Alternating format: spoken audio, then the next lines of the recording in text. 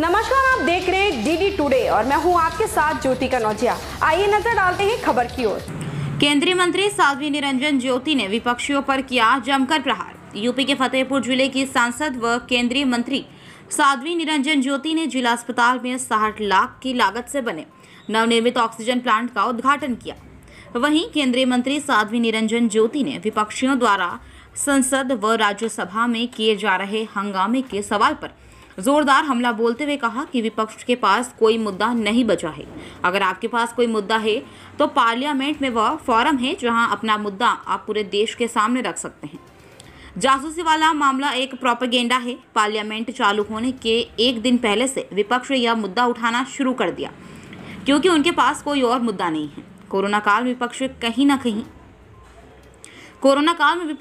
नहीं दिखा, एक भी ऑक्सीजन प्लांट नहीं लगवाया गया। वहीं केंद्रीय मंत्री ने विपक्षियों पर प्रहार करते हुए कहा कि दुर्भाग्य इस देश का है कि आज़ादी के बाद यह पहला इतिहास होगा कि जब भी मंत्रिपरिषद का गठन होता है या कोई नए मंत्री शामिल होते हैं।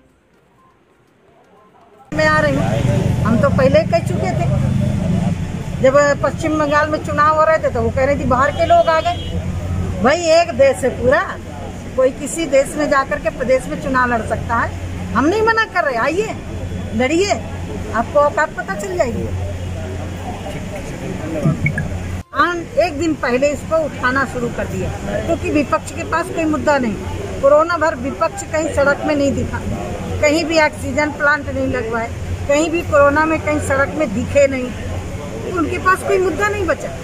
दुर्भाग्य इस देश का, आज़ादी में शायद ये पहला इतिहास होगा जब भी मंत्रिपरिषद का गठन होता है, ये नए मंत्री शामिल किए जाते हैं, भले एक मंत्री बनाया जाए।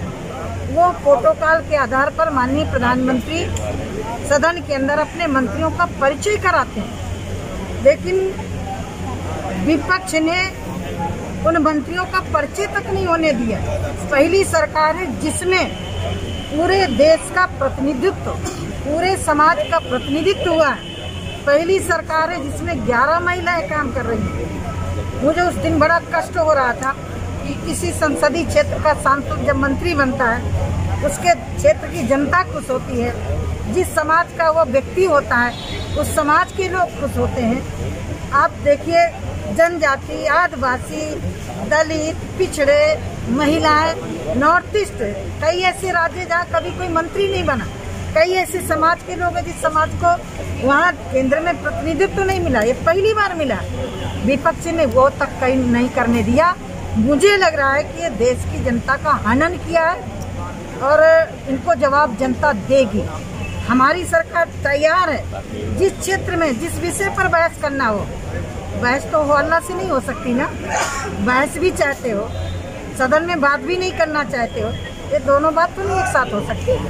आपको लग रहा है कि जासूसी हुई है, आइए पार्लियामेंट में चर्चा करिए, लेकिन कोई लगातार यही कोई है ही नहीं। अब उनको लग रहा है कि मोदी जी के सामने, अब देखिए ना, एक दूसरे के खिलाफ चुनाव लड़ने वाले। अब मुझे याद आती है कि जब राम जी धनुष तोड़ने गए, सारे राजा एक साथ तोड़ने लगे। किसी ने कहा सब लोग ये जी धनुष टूट गया तो फिर सीता किसकी होगी? तो बोले बाद में देखा जाएगा, लड़ लेंगे।